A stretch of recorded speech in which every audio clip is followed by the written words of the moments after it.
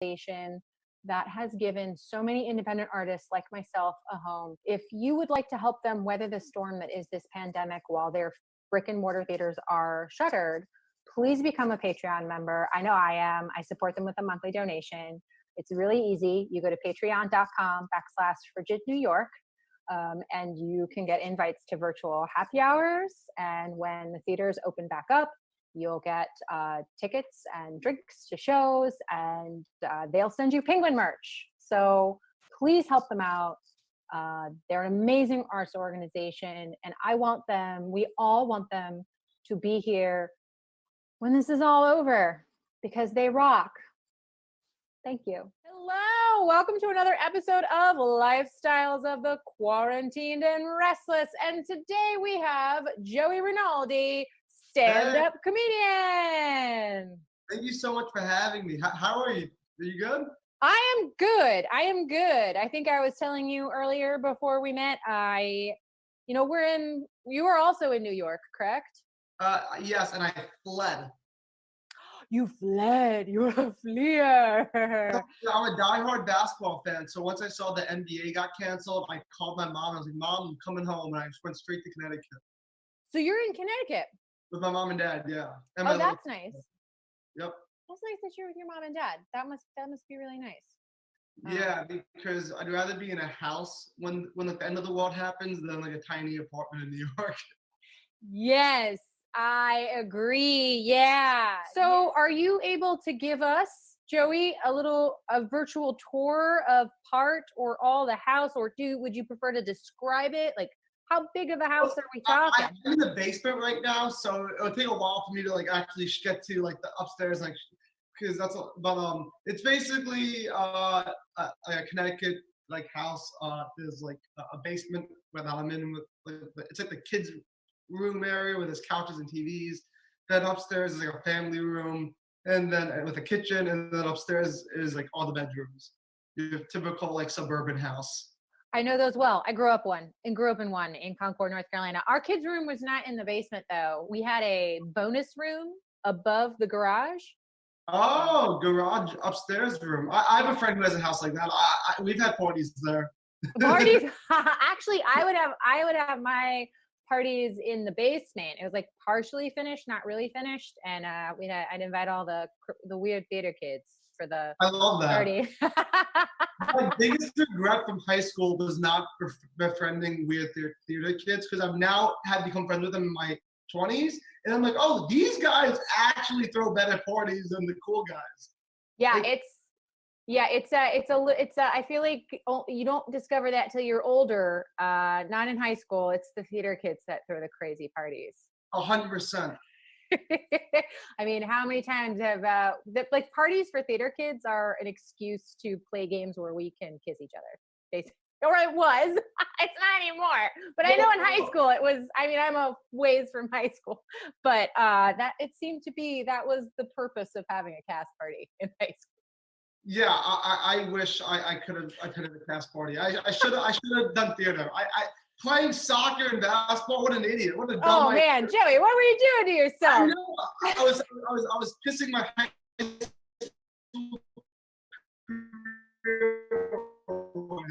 So many games in the bottle. Missed. So many missed. Yeah. And I saw your story time with Joey Rinaldi. Loved it. I say why the drug dealers hated me, but I really wanted them to love me. And I was like, I gotta do something to turn this around. And I began looking in the sea of drugs. I see this one table that doesn't have drugs on it. This one table had empanadas on it. And I was like, empanadas are funny. You guys are already laughing. It's funny. So I yelled to the guy, I'm like, hey man, what are you doing with those empanadas? And he yells back, these empanadas to get you high. Of course they do. I'm at a drug dealing convention. How did I not think of that? Of course they do. So I say to him, like, hey man, that's crazy. Because when I'm high, all I want to do is eat empanadas. So if I had your empanada, I'd want to eat a lot more empanadas. It's a bad joke. I know, it's the worst joke ever. But the drug dealers love that shit. When I told the drug dealers that, they were dying laughing. This one guy in the back was like, yo, that man, my man, Joey empanadas. And I was like, I think I'm now Joey empanadas. Have you translated that into any streaming platforms? Yeah. So I like to videotape most of my performances, and at the time when I videotaped it was to be shown to anybody. It was personal to like watch and like learn and get better, like football players watching game footage. But then when Corona happened and we were quarantined, I was like, I can't do stand up anymore. I was like, maybe I should show people my videos so they can still watch my show at home. And so I'm hooked up right now with the Scranton Fringe Festival, and I'm hooked up right now with, I think Frigid is getting it soon, where you can stream and watch my stuff. So you can like see my whole story time with Joey Rinaldi show at home. That's amazing. I will definitely link those and I'll take your tape Yeah. in the And editing. and like the easiest way to find it is there's a link in my Instagram bio at the Joey Rinaldi. So that's also an easy way to find it. At the Joey Rinaldi. I like that. So you mentioned you live with your mom and dad. Right now, currently. Right now. Yeah.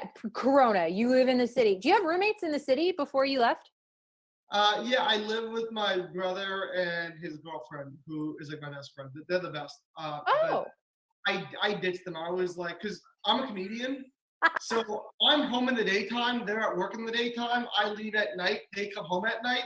So it works well when that's the situation. But all three of us in the same apartment, without that dynamic, we would kill each other. It would be crazy. And I'm pretty sure my brother and his girlfriend are currently fighting right now in that dynamic.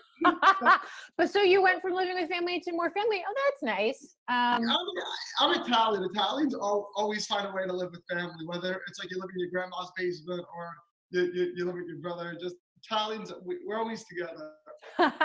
Has being in the same space again with your parents affected your relationship? Has there been any strain or extra situational comedy?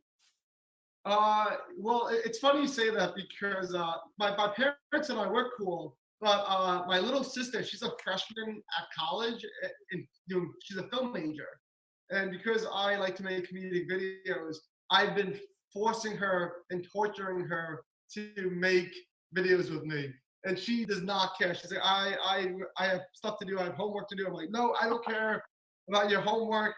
You're filming me do some stupid stuff. And Fuck the homework. Film me doing stupid stuff. I'm gonna fight Corona the only way I know how, with ping pong!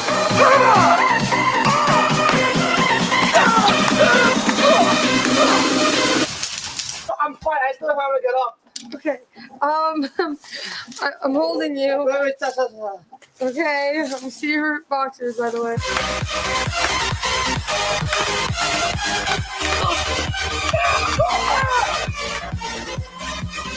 Stay tuned next time when I challenge Corona to boxing! Having watched one of your videos, Joey versus Corona, the ping pong episode. Yes, that's my favorite one. Did your sister help you film that? Was she the person who helped you? Yeah. My sister, she films all of the Joey vs. Corona videos. If you haven't seen them, Joey vs. Corona is me trying to stop Corona by playing sports because my character is that stupid that he thinks playing sports will help Corona. I don't know. He's an idiot. I'm an idiot. And so every episode I play a sport and I'm like, I'm gonna stop Corona by playing this sport. And my little sister hates it and she talks during the videos, usually how she doesn't like helping me from the videos.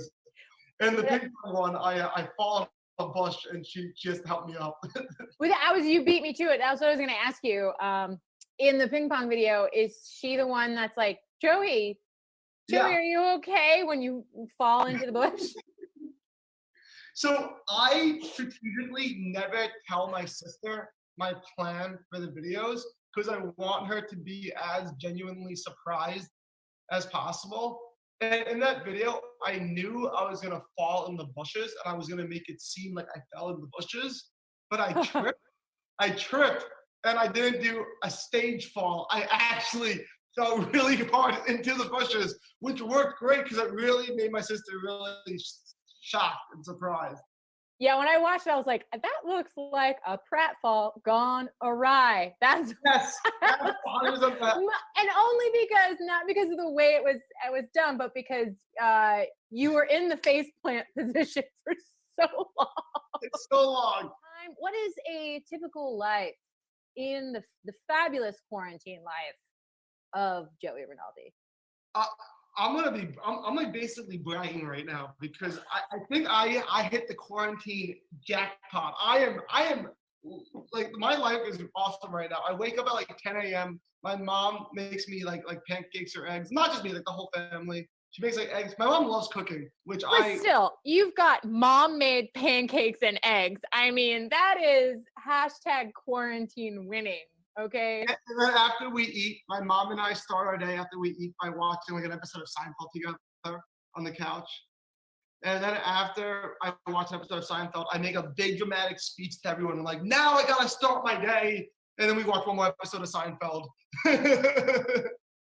And then I come down to the basement where I am right now. This is like my little like workstation. Wait, can you, it's like all my stuff's on this table. I don't know if that was a good. It's No, hard. I saw it. I saw the table and a very blurry handprint, but it's good. Oh, sorry. And so I then come down on this table and I try to write, and I try to write like screenplays or more stand-up jokes or just like, like try to be creative, try to edit my Joey versus Corona videos, all that stuff. And then I get lost on YouTube or Netflix for like a few hours. Yeah, that's how I am also. I have some creative writing projects that I started pre-corona, and have kind of dabbled. I've dabbled is the word that I would use. I've looked at them. I've looked at them. Don't know that I've worked on any of them. It's just it's a weird time because you're like, oh, I have all this time, but it's hard to focus. Do you find you have a hard time focusing on projects that carried over from the before times? When I'm in the zone, it's almost easier because I can tell myself there's nothing else to worry about except this because like what else are you doing? You have nothing else to do, so I can just focus. But the problem is I get very guilty when I see somebody calling me because the second I see a phone call, I get that other thought in my head that's like, what else are you doing? You have no excuse to not answer this phone call right now because it's like, even though they don't know that I'm focused and writing on something that is not important to anybody but me. So then I feel guilty. So I pick up these phone calls. And then after one phone call, I'm like, you know what? I should call this person, see how they're doing. And then before I know it, I'm on the phone for like 2 hours just checking up on like friends and stuff because that feels like an important thing to do. I don't know if it's important now, if I'm just using it to procrastinate. And it's terrible. No, I definitely think checking up on friends is important. I mean, you can't see people in person. So like the time that you would normally spend being like, hey, you want to meet up after work or what are your plans this weekend? Brunch. It's like you're going to translate those into virtual. How many virtual cocktail Zoom hours have you been a part of?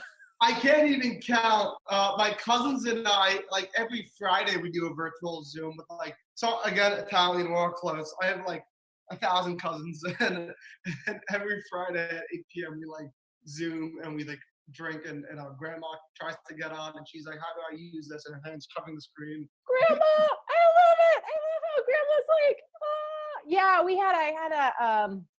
well, I tried to do Zoom with both my family and my husband's family for Easter. His family, So we try that. yeah, his family could do the Zoom. My family had some problems with the Zoom, so we did just a regular FaceTime. But the screen, this camera radius for the FaceTime is not as big, and so like my mom and dad and my sister kept trying to help them by adjusting the phone so that they could all get in the shot. But it just mom would get cut off and then dad would get cut off, and finally my sister and I were like, it's fine. It is what it is. Joey, when this is all over and we are able to open our doors, walk amongst people again, hold hands, exist in spaces where social distancing doesn't even need to be done, what do you want to do? Honestly, I just want to go to like a really like crappy dive bar that has very crappy dive food and just drink beer and eat chicken wings with my friends in public while like a really bad baseball game's on, and I force myself to sit through and watch the whole baseball game at the bar. I know that that was never my fantasy before any of this happened, but it's like little things like that I actually am missing the most. I don't feel like you're alone in that. You're the second, I've only done a handful of these interviews so far, but you're the second person who has cited just going to like your local neighborhood dive bar or wherever and just sitting and getting,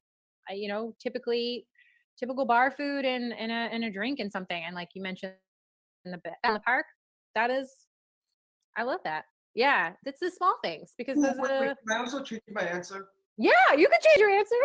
Wait, and the other thing is, so that I missed, and the other big thing I missed is, I just love live music. I just need to see like a band and hear other people very badly singing the lyrics along with a shitty band while I'm also singing along. Just I need that terrible experience to happen again. I love just being drunk at like a bar in like downtown Manhattan while there's some band at midnight playing and everybody is awfully singing over the band. Yeah, and there are a lot of musicians who are streaming their art and their content online, and that I feel it's great, and you feel more connected. And but there is something not being able to feel the vibration of the music, unless you got an amazing home system for sound and you're just literally vibrating all over the place. But it's not the same. Yeah, collectively, those little things I think are what everyone. It's a very across the board answer I have received so far. Backtracking a little bit, I forgot. Maybe I'll put this in a different spot. You mentioned you're at a house. This house has a yard. Yeah, so all my videos of me playing sports, that's my backyard. That is amazing. I interviewed someone else because you mentioned tiny apartments. I don't know how many bathrooms are in the apartment that you live in the city. We had two. Two? That's amazing. So like most people I know in a lot of like or three plus, three, well, at least 2 or 3 bedroom art. There is sometimes only one. I interviewed a person the other day who had a half bath, and I was just 1.5 baths, and I was just like, "What? You have a half bath? But you have 2 in the city apartment, and it's just your brother and his girlfriend." You said? Yeah. Oh, that's a nice setup. If it's just they Yeah, just have their own bathroom. yeah, it's a really nice setup. I really, Oh. it's awesome. I love it there. It just I couldn't be quarantined with them. I don't blame you. I mean, if I had an option for a yard and the entire children's room basement, I'm assuming that's where you are now. You called it the children's room earlier. Yeah, yeah. Like growing up, that's what it was, and now they're like, that's where Joey's quarantined. I love how your parents are like, we're gonna let Joey quarantine in the children's room. Yeah. Yeah, but growing up, I spent all my time down here, so it's just like old times. Any observations? You're the first person I've interviewed who is like living with like family that's not a significant other. Yeah. Okay. So, um, it just I feel like because of this, I've like gotten all my like brownie points with my family out of the way. So when this is over, I don't need to visit them, don't need to call them on Sundays. Like I am just like I'm almost like cashing this all in because then like next time they try to guilt trip me and being like, oh, there's a family party. I'm like, nope, can't go. I did time. I did my time. I'm a free man now. It'll be decades, it'll be years later. And you're like, no. Do you remember the pandemic of 20? I was there. Of your children, I was the one who showed up. So no thank you. Peace out on this family vacation. And even though I'm totally mooching off my parents right now, I'm trying to like spin it where it's like during the pandemic, I came from New York to be there for you guys. And you guys should be thanking me that I'm taking care of you guys. And then I'm doing nothing at all. I'm just in the basement watching movies, just totally. I applaud that. I applaud that spin on the narrative, Joey. Gotta always spin your narrative to make yourself look better. You gotta. Have to. Well, Joey, this has been delightful. It's so sweet talking to you. You're awesome. Thank you. Thank you for giving us this peek into your fabulous quarantine lifestyle. Give your best to your parents. I know they don't know me, but just tell them that that lady they don't know said, "Hope you're doing well." And tell your family and loved ones that I hope they're doing well and that I say hi and everything. I will. Oh, Awesome. thank you. Have a great rest of your day, Joey. Cool. And thank you so much for having me. I had so much fun. Do, do, do, do, do, do, do, do, do.